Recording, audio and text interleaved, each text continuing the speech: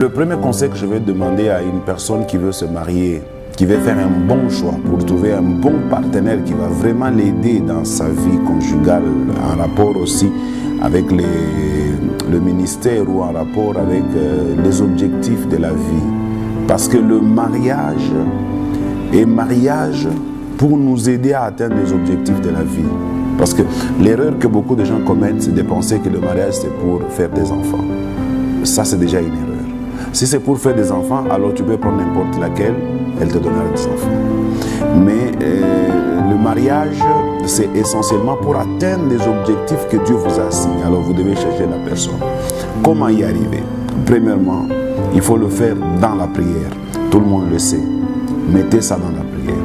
Quand vous demandez, la Bible dit, recommandez votre sort à l'Éternel et vos projets réussiront. Donc, la prière, c'est recommander le sort entre les mains de Dieu. Ça, tout le monde le sait. Je ne vais pas m'attarder là-dessus. Mais il faut toujours prier. Parce que Dieu, quand vous priez, lui-même s'arrangera comment il va orchestrer les choses. Nous l'appelons le maître des temps et des circonstances. Il va s'arranger toujours pour que vous puissiez tomber sur la bonne personne. Deuxième élément, très important. Vous allez constater que les gens se trompent aussi sur les critères. Prier, c'est le premier point. Deuxièmement, c'est les critères.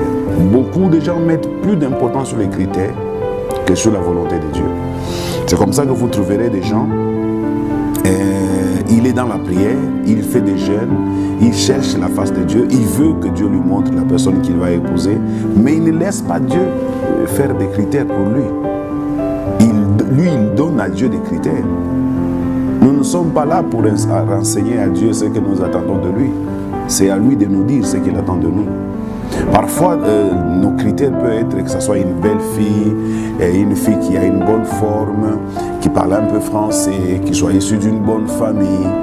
Mais tout ça importe peu devant Dieu. Dieu, la fille qu'il a créée pour toi, peut être justement celle pour laquelle tu n'as aucun intérêt, pour laquelle tu n'as aucune attention. Et c'est comme ça que la Bible dit « Mon peuple est détruit par manque de connaissance ». Parce que beaucoup de gens sont perdus comme ça. Ils ont des critères et uniquement lorsque vous sentez dans votre cœur que vous aimez cette personne. Aimer là, ça veut dire l'amour vient de Dieu. C'est Dieu qui a créé l'amour, c'est lui-même qui est amour. Et quand il met une personne à côté de vous et il veut que vous puissiez l'épouser, Dieu va créer de l'amour en vous. N'est-ce pas qu'il est écrit dans la Bible, c'est lui qui crée le vouloir et le faire. Si j'aime quelqu'un, ce n'est pas moi qui l'aime, c'est Dieu qui veut que je l'aime. Et la personne aussi, elle peut au départ ne pas ressentir la même chose, mais plus tard vous allez voir qu'elle va aussi commencer à développer de l'amour.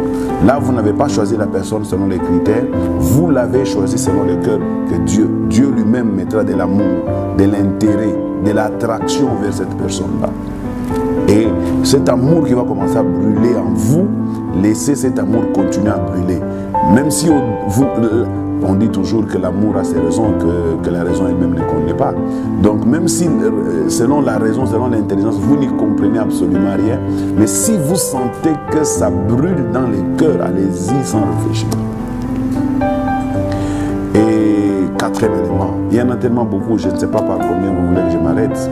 Quatrième élément, quand vous avez demandé à Dieu quelque chose, surtout pour les mariés, les candidats au mariage, souvent, le premier ou la première venue n'est pas la bonne.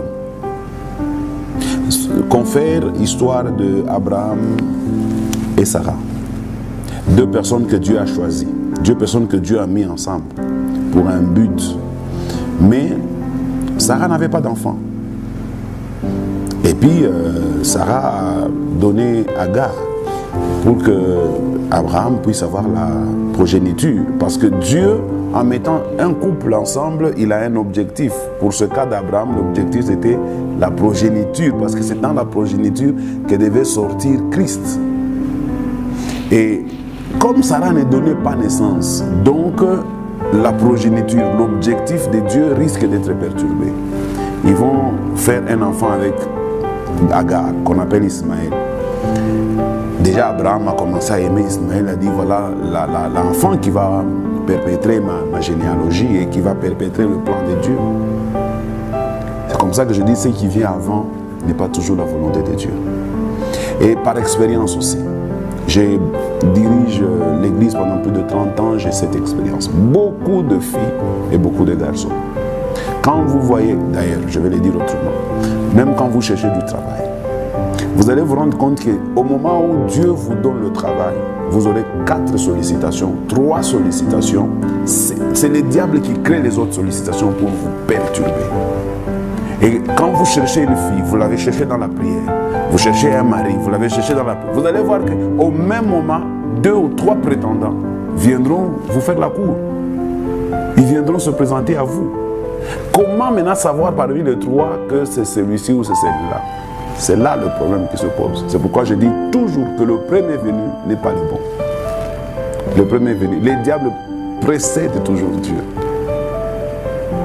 C'est comme ça que Dieu dit, mieux vaut la fin d'une chose que son commencement.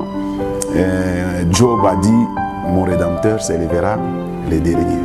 Le diable vient toujours avant. Surtout quand il sait que vous avez une grande vision, une grande mission avec Dieu.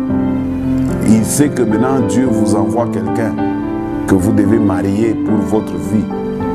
Et il ne va pas laisser faire. Il précipite Isaac et Ismaël. Il précipite Ismaël pour que vous ne puissiez pas rencontrer Isaac, qui est le fils de la promesse. Il vous précipite Ismaël.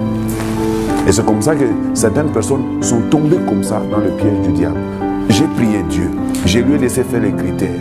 Je veux que mon cœur ressente quelque chose. Et déjà, le premier venu, vous ressentez quelque chose, vous dites, c'est déjà lui.